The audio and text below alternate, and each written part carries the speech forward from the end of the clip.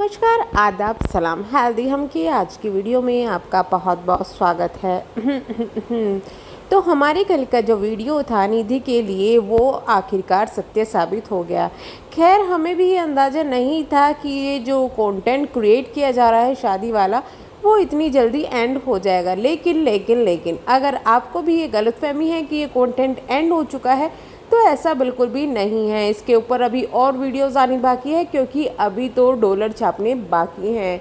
खैर ये बात मैं पहले ही क्लियर कर दूं कि डॉलर छापने से कोई परेशानी नहीं है, लेकिन झूठे कंटेंट क्रिएट करके डॉलर छापना यार, वो भी उन लोगों को जिनको आप कमेंट बॉक्स में लिख रहे हैं कि यू आर माई इंस्पिरेशन। काहे का इंस्पिरेशन भाई? इंस्पिरेशन आपको इन चीज़ों से मिलेगा क्या कि आप झूठ बोले बिना मतलब? एक बंदा जिसका कोई अस्तित्व नहीं है उसको आप बदनाम कर रहे हो कि वो मुझसे इसलिए शादी नहीं करना चाहता, वो मुझे ऐसा बोल रहा है कि तुम अपने पहले पति को भूल जाओ, उसकी यादों को मिटा दो। तो चलिए इस बारे में कुछ बातें करते हैं और क्लियर करते हैं इनके झूठ को।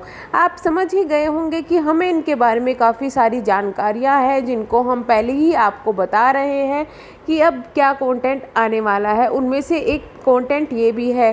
खैर निधि जी, अगर आप देहरादून घूमने गई है तो आपने अब तक एक भी वीडियो घूमने फिरने की क्यों नहीं डाली? अगर आपके भाई ने आपको बुलाया है या फिर आप अपने भाई के पास गई है तो एक लड़की जो नॉर्मल शहर में रहती है वो अगर देहरादून जैसे शहर में जाए तो उसको मन करेगा कि वो घूमे फिरे, वो बैठकर वहाँ पर कंटेंट क्रिएट करने की क्यों सोच रही है? पहला सवाल ये।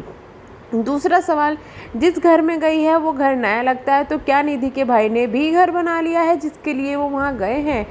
तीसरा सवाल ये कि छोटे भाई ने कहा है कि बड़े भाई ने एक स्ट्रीट डॉग को अडॉप्ट किया है, उसको लेने के लिए वहाँ गए हैं। तो बहुत सारे सवाल हैं, तो उनके जवाब मैं धीरे धीरे आपको दूंगी, लेकिन फ़िलहाल जो बात कर रहे हैं वो कर रहे हैं शादी पर, यानी कि एक फ़ेक कंटेंट पर। तो वो तो मैंने आपको बता दिया था कि ये फ़ेक कंटेंट है, ऐसा कुछ भी नहीं है और इसका अंत भी हो जाएगा, नहीं होगी शादी, क्योंकि ये सिर्फ एक कंटेंट क्रिएट किया जा रहा है और अभी इससे रिलेटेड और भी बहुत सारी वीडियोस आएगी। खैर बहुत से यूट्यूबर ऐसे हैं जो कंटेंट क्रिएट करते हैं शादी को लेकर कि शादी हो रही है, क्योंकि शादी एक ऐसा टाइम है जिसमें सीज़न जब चलता है लोग लाइन लगा के खड़े हो जाते हैं देखने के लिए, अपनी शादी में भी और दूसरों की शादियों में भी बहुत इंटरेस्ट लेते हैं। जैसे अगर कोई यूट्यूबर है वो अपने किसी परिवार वाले की शादी भी शेयर करता है ना तो लोग इंटरेस्ट लेके देखने जाते हैं कि यार क्या क्या होता है, कैसे रिवाज होता है।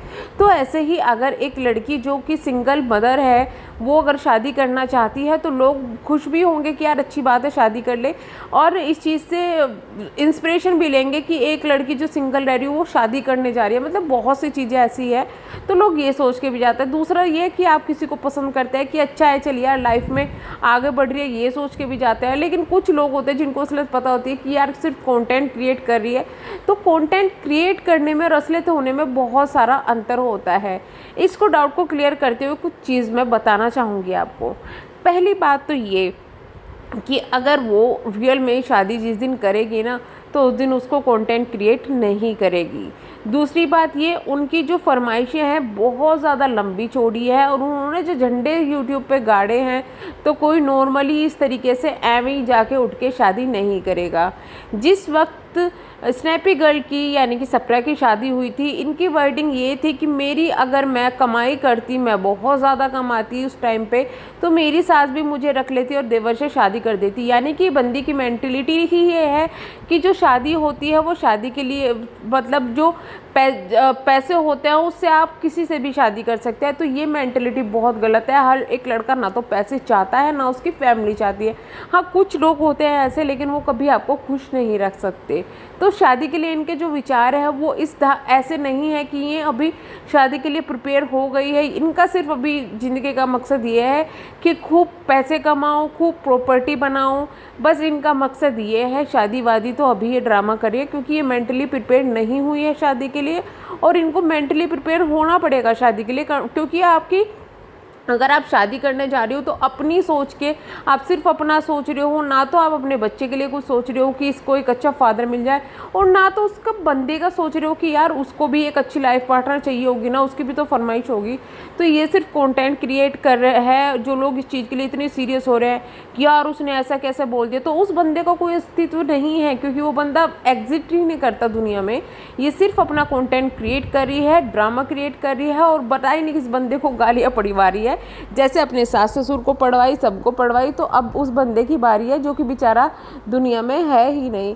खैर, गॉड ब्लेस यू। जिन लोगों को ये गलत फहमी होती है और जो सीरियस हो जाते हैं, जो लोग इनकी टेंशन ले जाती है, यार उसकी बेचारी की पता है ऐसे उसको कह दिया, तो ऐसे टेंशन लेने की कोई ज़रूरत नहीं। किसी ने कुछ नहीं कहा, वो सिर्फ कंटेंट क्रिएट कर रही है, और हो सकता है कि आगे आने वाली इनकी वीडियोज़ में ये घूमती फिरती दिखाई दे, उसके बाद ये वापस जाते हुए भी, देहरादून का चैप्टर ख़त्म होता जाते हुए भी दिखाई देंगी, और उसके बाद फिर ये थोड़े दिनों बाद में अपने भाई भाभी से लड़ती हुई भी, या फिर कुछ ऐसी हरकतें भी करती हुई दिखाई दे सकती है।